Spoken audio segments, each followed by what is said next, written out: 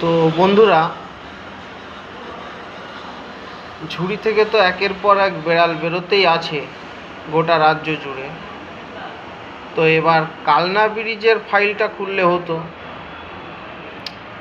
কালনা ব্রিজের ঝুড়িতে কটা বেড়াল আছে দেখা যেত, টাকা কে কে খেয়েছে, ব্রিজের মালপত্র কোথায় গেল, কার হাত দিয়ে টাকাটা পাস হয়েছে, এসব খোঁজ নিলে অনেক বিড়াল পাওয়া যাবে।